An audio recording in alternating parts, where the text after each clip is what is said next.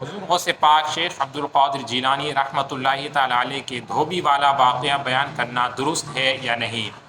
تو یاد رہے کہ جو حضور غوث پاک شیخ عبد القادر جیلانی رحمۃ اللہ تعالی علیہ کی طرف منسوب وہ واقعات کہ جو مستند کتب کے اندر ہوں اور علماء کرام ان پر اعتبار کرتے ہوں، ایسی کتابوں کے اندر کوئی واقعہ یا کوئی کرامت لکھی بھی ہو تو اسے بیان کرنا بالکل درست ہے اور اسے سچا مانا جائے گا، بیان کرنا بھی بالکل جائز ہے۔ جیسے کہ حضور غوث پاک رحمۃ اللہ تعالی علیہ کی سیرت پر لکھی گئی ایک مستند کتاب ہے، وہ ہے بہجت الاسرار۔ لہذا اس میں آپ کی متعلق کوئی بھی کرامت یا آپ کے متعلق منسوب کوئی بھی بات ہو تو اسے بیان کرنا بالکل درست ہے، اس میں شرعاً کوئی حرج نہیں ہے، بالکل بیان کی جا سکتی ہے۔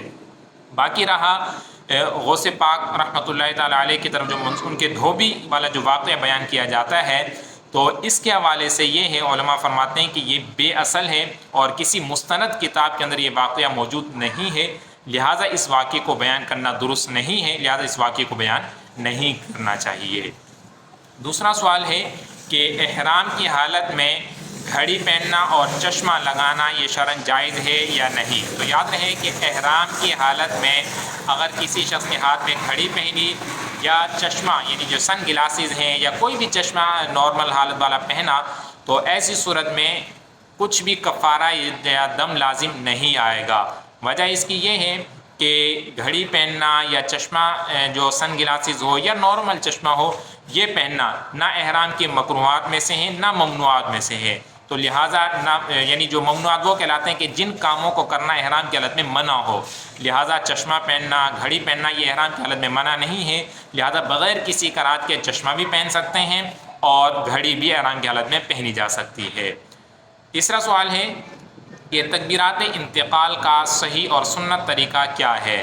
تو تکبیرات انتقال کہتے کسے ہیں؟ تکبیرات انتقال کہتے ہیں کہ جو ایک رکن سے دوسرے رکن میں جانے کے لیے جو تکبیر کہی جاتی ہے، جیسے قیام سے جب رکوع کی طرف جائیں گے تو تکبیر کہتے ہیں اللہ اکبر، اور اسی طرح سے جب قومہ سے سجدے میں جائیں گے تو تکبیر کہیں گے اللہ اکبر، اور پھر جب ایک سجدے سے اٹھ کر بیٹھیں گے پھر اللہ اکبر کہیں گے، پھر ایک جلسے سے دوسرے سجدے میں جائیں گے، تو ایک رکن سے دوسرے رکن میں جانے کے لیے جو تکبیر کہی جاتی ہے تو اسے تکبیرات انتقال کہا جاتا ہے۔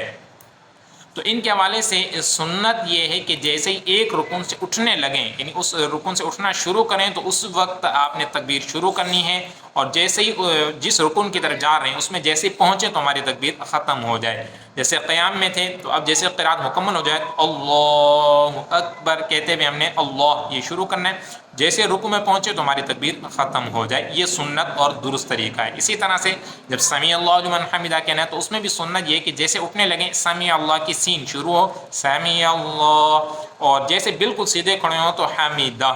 یہ ہمارا مکمل ہو جانا چاہیے۔ بعض حضرات جیسے ہی قیام کے اندر قرات مکمل ہو گئی تو اب کچھ جھک جاتے ہیں یعنی بالکل رکوع کے قریب ہوتے ہیں، یا بعض اوقات تو رکوع میں پہنچتے پھر اللہ اکبر، یہ سنت نہیں ہے، یعنی درست طریقہ بھی نہیں ہے اور سنت بھی یہ طریقہ نہیں ہے۔ اسی طرح بعض لوگ جیسے